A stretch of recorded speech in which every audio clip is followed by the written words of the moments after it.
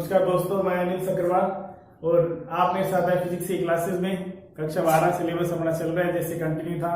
2-3 दिन कुछ व्यवधान के कारण, कुछ समस्याओं के कारण ये रिकॉर्डिंग का कार्य नहीं हो पाया। अब अपने आगे से कंटिन्यू रहेंगे। इसके अंदर चैप्टर संख्या 2 का लास्ट टॉपिक अपने पास बाकी था, जो अपने आज करते हैं। फिर नेक्स्ट क्लास में नए चैप्टर की शुरुआत चैप्टर संख्या 3 की करेंगे। और अपना जो टॉपिक है वो है विद्युत क्षेत्र के एकांक आयतन में ऊर्जा। हमने विद्युत क्षेत्र की सारी डिटेल पढ़ चुके हैं। अब हमें बात कर रहे हैं कि उसके इकाई आयतन में ऊर्जा का मान क्या होगा। वैसे लगभग पिछले टॉपिक में जो हमने पढ़ा था, जो दाब निकाला था, उसी से संबंधित बातें हैं। इनडायरेक्टली वही बात है, हम वही वापिस पहुंचेंगे, लेकिन उसको एक सिस्टमेटिक वे से हम समझ लेते हैं कि एकांक आयतन में ऊर्जा क्या होती है। एक बात तो ये ऊर्जा के लिए हम पहले भी ज्ञात कर चुके हैं, एक टॉपिक के अंदर बात की थी, और अब इसके बाद भी हम कम से कम 10-15 बार इसका जिक्र करने वाले हैं पूरे सिलेबस के अंदर। और उस समय भी मैंने ये जिक्र किया था कि जब भी ऊर्जा निकालनी हो तो ऊर्जा का मतलब आप कार्य से समझ लें कि ऊर्जा ज्ञात करनी है, इसका मतलब हमें क्या ज्ञात करना है, कार्य ज्ञात करना है। डायरेक्ट ऊर्जा का कोई फॉर्मूला नहीं है। ऊर्जा जो है वो कार्य होती है, तो जिस वे में कार्य हो रहे हैं उस वे में आप उसे सोल्व कर लें तो आपको पता चल जाएगा कि ऊर्जा कितनी है। उसके एग्जाम्पल भी हमने काफी लिए थे। तो कार्य सिंपल सी परिभाषा, कार्य की बल गुणा विस्थापन जो होता है वो कार्य होता है। अब हर जगह में ये देखना होता है कि बल कितना है और विस्थापन कितना है, और वो किस तरह से कार्य कर रहे हैं, डिपेंड करता है उस पर। जैसे 11th में कुछ बातें आ जाती है, स्प्रिंग की ऊर्जा निकालते हैं, तो स्प्रिंग पर जब हम बल लगाते हैं तो स्प्रिंग में फैलाव उत्पन्न होता है, खिंचाव उत्पन्न होता है, फिर छोड़ते हैं तो वापस वो वाइब्रेट करके अपनी एक्चुअल पोजीशन में आने का प्रयास करती है। तो हमने जो बल लगाया था उसके विपरीत स्प्रिंग में प्रत्यानयन बल कार्य करता है, जो उसको वापस लेके आता है। तो उसके अनुसार क्या होता है, हमें उस प्रत्यानयन के विपरीत कार्य करना पड़ता है। स्प्रिंग की जो पोजीशन अगर इतनी है तो हम उसको दबाएंगे, तब जाके वो क्या होगा, उसकी जो स्ट्रक्चर है उसमें चेंज होगा, उसका साइज कम होगा। उसके लिए हमें एक्सटर्नल फोर्स अप्लाई करना पड़ेगा, यानी वहां बल कौन सा लग रहा है, विस्थापन के विपरीत। हम उसके ज्यादा डिटेल में नहीं जाएंगे, फॉर एग्जांपल के लिए अपन इस बात को लिया है। दूसरी बात, वहां गुरुत्वीय स्थिति ऊर्जा के बारे में पढ़ते हैं कि वस्तु को जब धरातल से कुछ हाइट पर लेके जाते हैं तो भी हमें उसके ग्रेविटेशन के अगेंस्ट फोर्स अप्लाई करना पड़ता है, फिजिकल टू mg लेते हैं। तो हाइट तक लेके जाते हैं तो f की वैल्यू तो mg हो जाती है, और हाइट जो है वो, दूरी जो है वो h हो जाती है, इसलिए वहां रिजल्ट आ जाता है mgh। इसी तरह से तीसरी बात अगर करें तो ये गुरुत्वाकर्षण बल के लिए भी गुरुत्वीय स्थिति ऊर्जा को वहां भी उसके अकॉर्डिंग सोल्व करते हैं। अर्थ के लिए भी, अगर कोई भी पिंड है अन्य ग्रहों के लिए भी सोल्व करते हैं। तो सभी के अंदर सब जगह हम एक ही बात सोल्व करते हैं। उसी तरह से यहाँ वो टॉपिक नहीं आएंगे, यहाँ अपने पास अलग मैटर है। हम कैपेसिटर पढ़ेंगे, कैपेसिटर में सोल्व करेंगे, मैग्नेटिक एनर्जी सोल्व करेंगे, कॉइल के लिए सोल्व करेंगे। तो सबके अंदर क्या होगा, सबके अंदर हमें वर्क निकालना है, वर्क ही एनर्जी होगी। तो यहाँ पर भी जब भी ऊर्जा की बात आ गई तो हमें क्या निकालना है, हमें कार्य निकालना है, कार्य हमें देखना है। तो अपने को बेसिक चीजें 11th में जो आ जाती है उनके बारे में बहुत कुछ जो है वो पता होना चाहिए। जैसे हम इसमें दाब का, ये मैंने पहले लिख दिया, हम दाब का यूज करने वाले हैं, P बराबर sigma square upon 2 epsilon not. ये हम पिछली क्लास में पढ़ चुके हैं कि अगर कोई आवेशित चालक हो तो उस पर बाहर की ओर दाब लगता है, और ये उस दाब का फॉर्मूला है। उसका प्रूफ जो लास्ट क्लास है उसमें अपने कर चुके हैं। उसका अपने बाद उसका दोबारा प्रूफ नहीं करना है, यहाँ हमें उसके रिजल्ट का केवल यूज करना है। अब यूज करके फिर आगे जो नई बात हम पढ़ रहे हैं उसका हम प्रूफ करेंगे कि वो कैसे आएगी। अब अपने पास दाब है, तो अब इस दाब जो बाहर की ओर लग रहा है और चालक पर अगर हम अंदर की ओर बल लगाएं, अंदर की ओर उसे दबाना चाहें, तो हमें क्या करना पड़ेगा, आर से बल लगाना पड़ेगा। तो बल लगाएंगे तो अंदर की ओर दबेगी, तो प्रेशर उसके अंदर, सॉरी, विस्थापन होगा। तो वो बल गुणा विस्थापन क्या हो जाएगा, कार्य हो जाएगा। और कार्य क्या हो जाएगी, ऊर्जा हो जाएगी। जो ऊर्जा होगी वो इसके कुल आयतन के लिए निकाल लेंगे। गोलाकार संरचना मान ली तो कुल आयतन के लिए निकाल लेंगे। जब कुल आयतन के लिए निकल जाएगी तो इकाई के लिए जब भी निकालते हैं, पहले कर चुके हम कई बार ये बातें, इकाई के लिए निकालते तो टोटल वैल्यू का डिवाइड कर दो, कुल आयतन का डिवाइड कर दो, इकाई आयतन के लिए आ जाएगी, तो वो ऊर्जा आ जाएगी। तो अपने को क्या करना होता है, जो वैल्यूज है अपने पास उनके थ्रू हमें उस वैल्यू तक पहुंचना है जो हमें सोल्व करनी है। तो अपने पास क्या है, अपने एक बात ये पहले यूज कर चुके हैं कि कोई भी आवेशित चालक है तो उस पर बाहर की ओर जो दाब लगता है उसकी value P = sigma square upon 2 epsilon not के बराबर होती है। अब हमें ये देखना है कि दाब से कार्य तक कैसे पहुंचा जाए। तो दाब से कार्य तक पहले मैं आपको सिंपली वैसे बता देता हूँ, फिर उसको अपने सिस्टमेटिक लिख लेंगे और समझ लेंगे। अगर वो रफ वर्क अगर आपको पता चल जाता है 2 लाइन में 3 लाइन में, तो सिस्टमेटिक लिखने का तरीका भी हमें पता चल जाएगा। हम क्या करते हैं, जो एज्यूम कर रहे हैं उसके बारे में भी लिखना है, फिर जो जो वैल्यूज अप्लाई करते हैं उसको इक्वेशन वाइज सोल्व कर लेते हैं और रिजल्ट तक पहुंच जाते हैं, फाइनली रिजल्ट के बारे में बता देते हैं। तो अब देखो इसके अंदर दाब से हमें बल पे पहुंच रहे हैं, तो सबसे पहले देखो दाब की परिभाषा क्या होती है, इकाई क्षेत्रफल पर लगने वाला बल दाब कहलाता है। तो P इक्वल टू क्या हो जाएगा, F अपॉन A। अब अपने को पता है कि कार्य तक पहुंचना है तो अपने को F चाहिए, तो F ले लेंगे हम। P आखिर क्या हो जाएगा, मल्टीप्लाई A से, तो F इक्वल टू आ जाएगा P डॉट A। अब P आ रहा है अपने पास, इसलिए हमने पहले इस बात को लिख लिया यहाँ कि P दाब जो है वो दाब काम आएगा। A का मतलब एरिया है, क्षेत्रफल है। अब क्षेत्रफल किसका काम आएगा, जो ये गोला है, ये पूरा गोला है, उस पूरे गोले का क्षेत्रफल। इसकी जो त्रिज्या मान रखी हमने, ये केंद्र बिंदु है, इसकी त्रिज्या r है।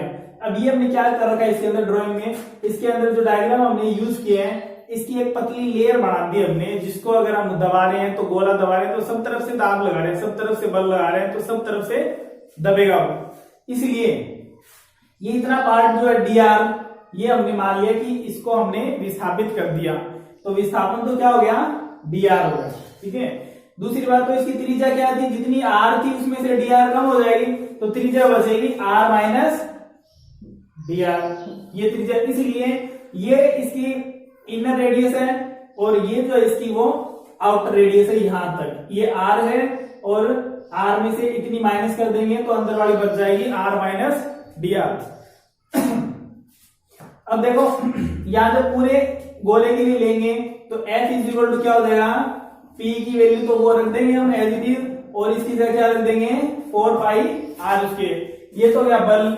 जब भी ऊर्जा निकालनी है 2 तरीके रहते हैं, और नॉर्मली हम एक तरीका यूज करते हैं, कौन सा, हम पहले स्मॉल एलिमेंट के लिए यूज करते हैं, अल्पांश के लिए, फिर हम उसका इंटीग्रेशन करते हैं। तो दोनों ही बातें डायरेक्ट भी लिख सकते हैं हम, और ज्यादातर आप हैबिट डाल लें कि इंटीग्रेशन मेथड से यूज करें, क्योंकि पूरे बुक के अंदर अपने वो यूज करने वाले हैं।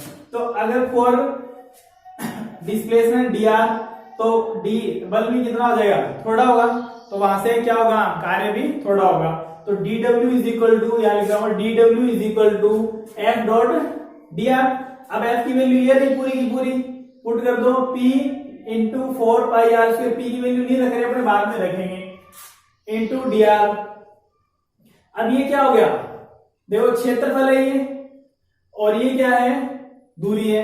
क्षेत्रफल और दूरी को गुणा करेंगे तो किस में कन्वर्ट हो जाता है, आयतन में। क्षेत्रफल का मात्रक मीटर स्क्वायर और दूरी को गुणा करेंगे तो metre, metre square into metre क्या हो गया, मीटर क्यूब, जो किसके लिए है, आयतन के लिए। सिंपल ये भी कह सकते हैं कि इतनी डिस्टेंस अगर हमने ले ली इस गोले की, तो ये इतना जो पार्ट है, जो अल्पांश पार्ट का गोला लिया हमने, उसका क्या बढ़ जाएगा, उसका आयतन बढ़ जाएगा। तो इस पूरी बात को हम क्या लिख सकते हैं, dv लिख सकते हैं, dv। अब देखो यहां से dw इज इक्वल टू क्या आ गया, pdv। अब चाहो तो इसी फॉर्म में लिख ले इसे, चाहो तो हम इसे सोल्व भी कर सकते हैं। इसी फॉर्म में लिखेंगे तो क्या आएगा, dv इधर आगे डिवाइड में आ जाएगा, क्योंकि ये तो आ गया इतना कार्य है, हमें निकालना है इकाई आयतन में, और कार्य ऊर्जा होती है, इसलिए जहां पर भी w लेंगे, जब भी ऊर्जा की बात करेंगे, w को u लिख देंगे, एनर्जी, चाहे यहाँ जो एनर्जी है वो du है, तो ये आ जाएगा du is equal to pdv। dv की अब ये तो कुल ऊर्जा आ गई अल्पांश के लिए, इकाई आयतन के लिए निकालना है तो इसको इधर ले आओ, du upon dv is equal to p। इसीलिए मैंने p की वैल्यू रखी नहीं, हालांकि अब रखेंगे, सोल्व करेंगे तब। लेकिन ये देखो बाद में क्या बचा, इकाई ऊर्जा, इकाई आयतन के लिए जो ऊर्जा बची है वो दाब ही बचे हैं। इसका मतलब क्या हुआ, ये जो फॉर्मूला है वही अगर आपको कंसेप्ट के लिए, 1 मार्क्स क्वेश्चन के लिए या शॉर्ट टाइप क्वेश्चन के लिए ऐसे कोई बात पूछी जाए, या जीके के लिए, साइंस के जीके के लिए अगर बात पूछी जाए, तो जो दाब है वही इकाई आयतन के लिए ऊर्जा है, यानी इसका रिजल्ट जो बचेगा वो p ही बचेगा जो वहां लिखा हुआ है। हम इसको लिख के चलेंगे तो भी साथ साथ लिखते रहेंगे, लास्ट में वही बात बच जाएगी। दूसरी बात इंटीग्रेशन मेथड की कर रहे थे हम, तो इंटीग्रेशन मेथड में क्या करेंगे कि यहां से चलेंगे, यहां से हम दोनों और इंटीग्रेशन कर देंगे, dw pdv, तो dw का w हो गया p और dv का v हो गया, तो कुल आयतन में कुल कार्य होगा, इकाई आयतन में लेना है तो w अपॉन v ले लो, तो वो भी क्या आएगा P आ जाएगा। बात वही पहुंचेगी अल्पांश के लिए ले या कंप्लीट के लिए ले ले।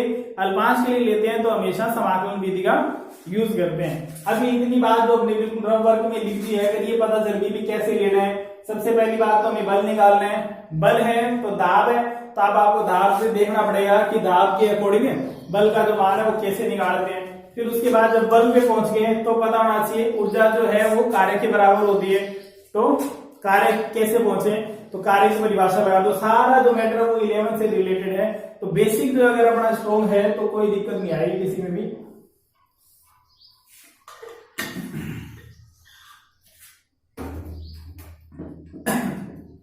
अब इसको अपने थोड़ा सा तरीके से सोल्व कर लेते हैं। सबसे पहले तो जो एज्यूम किया हमने उसकी बात करते हैं, फिर इसी जो जितना हमने रफ में लिखा है उसी को हम थोड़ा सा सिस्टमेटिक करेंगे, फिर सोल्व करेंगे इसे। अपन क्या लिए, एक आर से नीचे का आवेशित गोला है तो उस पर बाहर की ओर दाब लगता है, उस दाब का मान ये होता है, ये हम पहले सोल्व कर चुके हैं, इसलिए हम डायरेक्ट यूज करेंगे। दूसरी बात, अब हम क्या अप्लाई कर रहे हैं, जब इस सतह पर बल लगाया जाता है तो सतह अंदर की ओर विस्थापित होती है। विस्थापन dr है तो उसमें क्या होगा, कार्य होगा। जो कार्य है वो क्या होगा, dw होगा। अब कार्य का मान निकालने के लिए पहले बल का मान निकाले, तो दाब की परिभाषा ले ले पहले। दाब की परिभाषा से, दाब की परिभाषा क्या है, P = F अपॉन ए। F क्यों यूज कर रहे हैं, क्योंकि हमें कार्य चाहिए, कार्य के लिए बल चाहिए, इसलिए तो F = क्या आ जाएगा, P × A। ये आगे वैल्यू मान रख दो। F आ गया σ² अपॉन 2ε0 और A की जगह रख दो 4πr²। ब्रैकेट में लिख देते हैं A क्या है, गोले का क्षेत्रफल है जो 4πr² है, ये गोले का क्षेत्रफल है, एरिया ऑफ स्फीयर। इसे इक्वेशन सेकंड दे देते हैं। अब आगे बात करते हैं।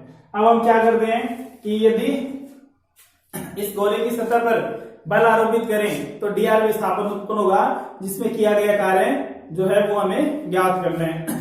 तो यहां बल लगेगा बाहर की ओर, तो गोले पर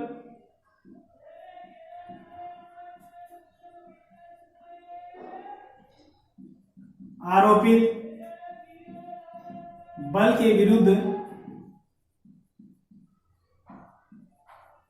dr विस्थापन में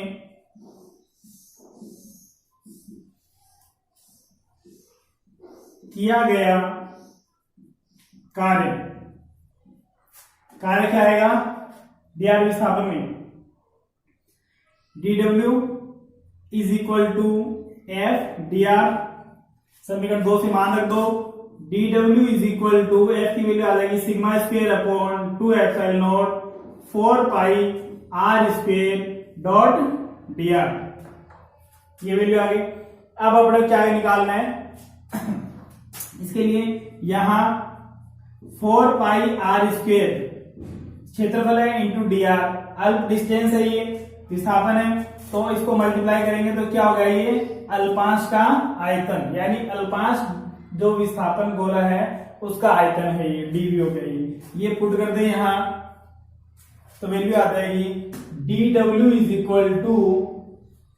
σ अपॉन 2ε0 इंटू dv। अब अपने यहीं से इसको सोल्व कर सकते हैं। एक बात ये ध्यान रखें, dw जो है वही क्या है, वही ऊर्जा है, इसीलिए उसको du से लिख देते हैं किताबों में, तो कोई जरूरी नहीं है भी सिंपल वही यूज करें, प्रचलन के अनुसार यूज कर लेते हैं कि du लिखा यूज करते आ रहे हैं तो अपने भी लिख देते हैं। बाकी ऐसा कोई जरूरी नहीं है, कार्य का मतलब ऊर्जा है तो अपने ये लिख सकते हैं कि यहाँ जो किया गया कार्य है वही ऊर्जा होगी, इसलिए w को हम ऊर्जा लिख सकते हैं। तो यहाँ से ये तो हो गया कुल। अब यहाँ से देखो इकाई आयतन के लिए लें,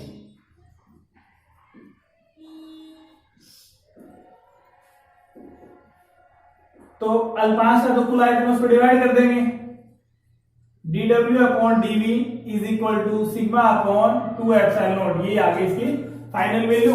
इसको हम इकाई आयतन के लिए लिख सकते हैं, u जो है यूनिट वॉल्यूम के लिए, जैसे इसको ऐसे लिख दें U फॉर या इकाई, ऐसे लिख दो U इकाई, यूनिट वॉल्यूम के लिए स्थिति ऊर्जा, जो किसके बराबर हो गई sigma square upon 2 epsilon not, ये वैल्यू हो गई।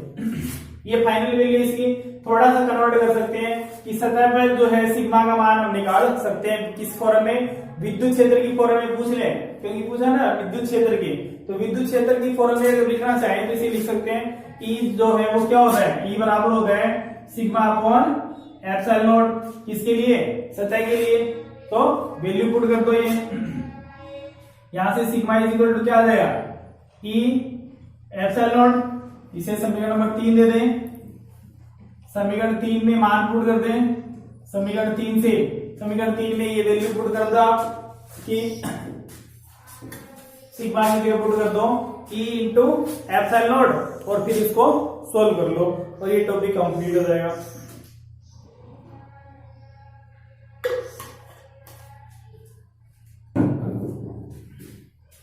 रख दे यहां, तो U इकाई आयतन के लिए यहां आ जाएगा, सिग्मा की जगह रखोगे e square epsilon naught square upon 2 epsilon naught, cancel out हो गया तो वैल्यू आ गई 1 upon 2 epsilon naught e square. अब इसके अंदर क्या पूछ लें, अगर ये कह दें, ये तो किसके लिए, अगर माध्यम निर्वात है उसके लिए है, अगर यहाँ कह दें कि वही अन्य माध्यम उपस्थित है, वहां माध्यम उपस्थित है, तो उस माध्यम के लिए क्या होगा, एप्सिलॉन नॉट की जगह हम एप्सिलॉन लिख देते हैं या एप्सिलॉन एम लिख देते हैं, एम फॉर मीडियम या नॉर्मल एप्सिलॉन लिख देते हैं, उसका मतलब भी वही होता है। तो यदि कोई अन्य माध्यम हो निर्वात के अलावा और any medium U is equal to 1/2 epsilon E square, तो ये इसका फाइनल फॉर्मूला है जो इकाई आयतन के लिए ऊर्जा है। संधारित्र में भी हम सोल्व करेंगे, वहां संधारित्र की फॉर्म में वैल्यू लेंगे, सी की फॉर्म में। यहाँ जो है विद्युत क्षेत्र के लिए पूछा गया है, इसलिए विद्युत क्षेत्र की फॉर्म में ये वैल्यू हमने सोल्व किया है। और इसके साथ ये चैप्टर भी कंप्लीट हो गए। अब आप इसको सोल्व कर लें साथ साथ और अच्छी तरह से प्रैक्टिस कर लें। इसके बाद इसके न्यूमेरिकल्स हैं, कुछ न्यूमेरिकल्स महत्वपूर्ण है, वो आप सोल्व करके देख लें। कुछ हम चैप्टर के बीच में सब बातें कर चुके हैं जो मुख्य न्यूमेरिकल है, फिर भी आप सोल्व कर लें। किसी को कोई दिक्कत है तो कमेंट बॉक्स में डाल दें। ये हो सकता है 2-4 दिन की देरी हो जाए कमेंट्स का रिप्लाई करने में। बाकी जो भी क्वेश्चंस की क्वेरीज डाली जाती हैं वो जैसे फ्री होंगे वैसे उसके अंदर अपलोड कर दिया जाएगा। और आज की जो वीडियो है इसके साथ में बुक का भी काफी बच्चों ने मुझे एक क्वेश्चन किया था कि हमारे पास बुक नहीं है तो क्या करें, तो इस बुक का भी लिंक अपलोड करूंगा मैं आज, उसके डिस्क्रिप्शन में डाल दूंगा लिंक। तो जिसके पास किताब नहीं है उस लिंक से जाके आप वो बुक जो है वो फिजिक्स की बुक बोर्ड की, राजस्थान बोर्ड की, वो डाउनलोड कर सकते हो। तो साथ साथ किसी के पास अगर तैयारी के लिए मैटर नहीं है तो उसमें जाके आप लास्ट में देख सकते हैं कि कौन से न्यूमेरिकल है, कैसे उनके सोल्व करें और साथ साथ सोल्व कर सकते हो उसे। अब इसमें जैसे देखें न्यूमेरिकल सारे सिंपल ही हैं, एग्जांपल्स हम काफी हद तक बात कर चुके हैं, फिर भी एक आधा न्यूमेरिकल कुछ देख लेते हैं 2-4 मिनट का। जैसे अपने पास है इसमें बुक का एग्जांपल, एक क्वेश्चन है न्यूमेरिकल आंकिक प्रश्न का, एक अनंत रेखीय आवेश के कारण, आप सुन ले इसे और नोट कर लें वरना बुक में आप देख लेना। ये इसका एग्जाम क्वेश्चन नंबर 5 है आंकिक प्रश्न का, इसको हम सोल्व करते हैं। बिल्कुल सिंपल सा क्वेश्चन है और इसी तरह क्वेश्चन आते हैं भी बोर्ड में कोई टिपिकल कैलकुलेशन वाले क्वेश्चन नहीं आते, क्वेश्चन ऐसे आते हैं जिनके अंदर कैलकुलेशन सिंपल हो। तो ऐसे एक क्वेश्चन, एक दो क्वेश्चन देख लेते हैं अपने। जैसे ये क्वेश्चन, एक अनंत रेखीय आवेश 2 सेंटीमीटर दूरी पर 9 × 10⁴ न्यूटन प्रति कूलम का विद्युत क्षेत्र उत्पन्न करता है, रेखीय आवेश घनत्व ज्ञात कीजिए। अब सबसे पहली बात तो इस क्वेश्चन को सुन के अपने को ये पता चलना चाहिए, ये सबने लिख लिया होगा, इसको मिटा देता हूं मैं। और थोड़ा लिखने का जो काम है वो आप बाद में भी अगर किसी रह जाता है तो वीडियो को यूट्यूब पे जब आप देखते हो तो बैक आके या जूम करके या उसको आप स्क्रीनशॉट लेकर भी रख सकते हो, फिर बाद में लिखने का काम बाद में भी कर सकते हैं साथ साथ। अगर नहीं हो पाए तो कभी कभार थोड़ा जल्दी में भी हो जाता है ये। तो ये इधर वाला मैं साफ कर देता हूं, यहां इस क्वेश्चन को सोल्व कर लेते हैं।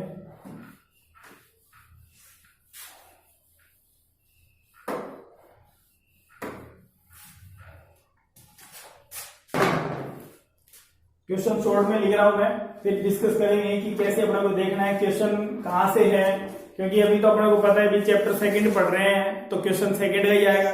जब पूरी किताब हो जाएगी उसके बाद जब एग्जाम में जब क्वेश्चन आएगा तब आपको ये देखना है कि ये क्वेश्चन में क्या पूछा गया है, क्या दिया गया है और किस टॉपिक से संबंधित है। जब इतनी बातें हम कवर कर लेते हैं तब अपने को पता चल जाएगा कहाँ से और क्या फॉर्मूला आ रहा है। क्वेश्चन थोड़ा शॉर्ट में लिखता हूं मैं। क्वेश्चन में आपको दे रखा है कि एक अनंत रेखीय दे दिया तो रेखीय आवेश के कारण सोल्व होगा ये। अनंत रेखीय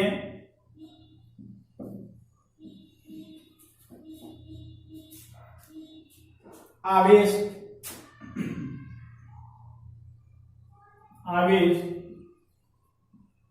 2 सेंटीमीटर दूरी पर 9 × 10⁴ न्यूटन प्रति कूलम का विद्युत क्षेत्र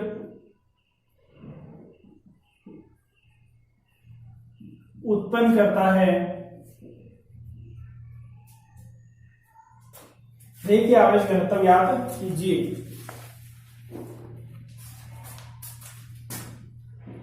रेखीय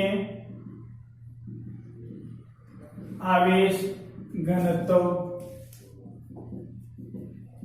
ज्ञात कीजिए। सबसे पहली बात तो जो वैल्यू दे रखी है हमें दे रखे हैं 2 सेंटीमीटर डिस्टेंस, तो अपने को आर दे दिया, R is equal to 2 centimetre. और साथ साथ ही यहीं पर आप कन्वर्ट करने का काम जरूर कर लें 2 × 10⁻² मीटर, ताकि चेक करने वालों को ये पता चल जाए कि आपने सारी यूनिट सिस्टम को पहले चेंज कर रखा है, तो चेक करते समय नहीं देखना पड़ेगा कि आपने सही रखा या नहीं रखा। इसलिए सबसे पहला काम ये जरूर कर लें, जब भी वैल्यू लिखते हैं तो उसी समय उसको कन्वर्ट कर ले, चाहे वो यूज हो चाहे नहीं होगा, आप तो पहले उसको कन्वर्ट कर लें। दूसरी बात फिर आपको दे रहे हैं, देखो वैसे दे दिया विद्युत क्षेत्र। कभी कभी बच्चों को कंफ्यूजन हो जाती है कि कैसे पता चले क्या दे रखा है, या वर्डिंग में कंफ्यूजन हो जाती है दिया क्या पता नहीं चल रहा। तो पहली बात आपको वर्डिंग देख के समझ में आ जाना चाहिए। फिर भी नहीं पता चल रहा तो मात्रक जरूर देख लिया। न्यूटन प्रति कूलम किसका मात्रक होता है? विद्युत क्षेत्र की तीव्रता, ऐसे मतलब विद्युत क्षेत्र वैसे लिखा गया है। ई की वैल्यू दे रखी है 9 × 10⁴ न्यूटन प्रति कूलम। अब आपको क्या पूछा गया है? रेखीय आवेश घनत्व। रेखीय आवेश घनत्व क्या होता है? लैम्डा। लैम्डा हमें ज्ञात करना है। अब देखो रेखीय आवेश घनत्व किसमें यूज होगा? रेखीय तार में यूज होगा। समरूप आवेशी तार की तरह तीव्रता दे रखी है तो इसका मतलब उसकी तीव्रता का फॉर्मूला यूज हमें करना है। तो रेखीय आवेशी तार के कारण तीव्रता जो होती है, रेखीय तार के कारण तीव्रता, उसका फॉर्मूला यूज कर लेते हैं। E = होता है K 2 λ/r। वैसे बात ये λ/2 πε0 × r ये होता है, लेकिन अपने इसमें क्या करते हैं 2 से गुणा 2 से भाग करके उसको कन्वर्ट कर लेते हैं ताकि फॉर्मूला जो है वो इजी वे में अपने को सोल्व कर सके। तो यहाँ इसका वैल्यू पुट कर दो। क्या क्या हमें याद क्या करना है? लैम्डा करना है, तो लैम्डा का एक तरफ रख लो, बाकी वैल्यूज को दूसरी तरफ ले जाओ। लैम्डा एज इट इज इसको इधर ले जाओ। E r divided by K × 2। E की वैल्यू दे रखी है, पुट कर दो सारी। 9 × 10⁴ इंटू r की वैल्यू दे रखी है 2 × 10⁻²। अपॉन K की वैल्यू 9 × 10⁻9 और ये 2 ऐसा कैसा 2 से 2 कैंसिल आउट होता है, 9 से 9 और ऐसी वैल्यू दी जाती है। ये प्लस के 9 है, ऊपर जाएंगे माइनस के 9, तो माइनस के तो 11 हो गए और प्लस के 4 हो गए, तो कितना बचा? -7। यूनिट का जरूर ध्यान रखना है, मात्र के बिना कुछ भी नहीं लिखेंगे हम। जो भी वैल्यूज यूज कर रही है मात्रक उसके अंदर जरूर देना चाहिए। तो लैम्डा का मात्रक क्या होता है? लैम्डा सिंपल परिभाषा ले लें, लैम्डा इक्वल क्या होता है? Q/L। तो मात्रक क्या होगा? Coulomb per metre. तो यहां से मात्रक क्या आएगा? Coulomb per metre. अगर नहीं याद हो तो सबसे सिंपल तरीका होता है उसकी सबसे बेसिक डेफिनेशन का आप यूज करें और उससे आपको पता चल जाएगा मात्रक क्या होता है। अब ये जो चैप्टर है वो कंप्लीट हो गए हैं और आप इसके थोड़ा प्रैक्टिस कर लें। जो हमने जो ये एग्जांपल्स किए थे, एग्जांपल ज्यादा महत्वपूर्ण रहते हैं एग्जाम की दृष्टि से। तो प्रैक्टिस के लिए आफ्टर 12th जो है एग्जाम देते हैं उसके लिए एनडीए, एयरफोर्स, नेवी वगैरह कोई भी कंपटीशन एग्जाम देते हैं जो 12th बेस्ड रहते हैं, तो उनमें ये इनका काफी रोल रहता है। इसलिए आप इनके अलावा भी प्रैक्टिस कर ले, आंखिक प्रश्न या बुक के जो क्वेश्चन उनके अलावा भी सोल्व करना चाहे तो सोल्व कर ले। थोड़ी सी कैलकुलेशन पावर जो आपकी ठीक हो जाएगी। और साथ साथ जो सिलेबस है उसको जरूर आप रफ वर्क जरूर करें कि आपने जो पढ़ा है, जो नोट किया है उसको आप कम से कम 1 दिन बाद या 2 दिन बाद रिवाइज करके और फिर एक बार सोल्व करके जरूर देखें, ताकि आपको ये पता रहे कि आपने जो पढ़ा है वो याद है या नहीं है। और बाकी जो बात है अपने कल नेक्स्ट क्लास के अंदर करेंगे और उसमें फिर चैप्टर संख्या 3 स्टार्ट करेंगे। तब तक आप ये जितना भी हमने पढ़ा है चैप्टर 2 हमने कंप्लीट हो गए हैं आज 18 दिनों के अंदर। इन 2 चैप्टर को जरूर आप पूरा एक साथ रिवाइज करके फिर एक बार अपने स्तर पे ही बिना देखे 2-4 टॉपिक जरूर लिख के देख लें, जिससे आपको खुद को भी कॉन्फिडेंस लेवल अच्छा रहेगा कि हमें याद है या नहीं है। बाकी बातें फिर नेक्स्ट क्लास में करेंगे, तब तक आप पढ़ते रहिए, लॉकडाउन का पालन जरूर करें।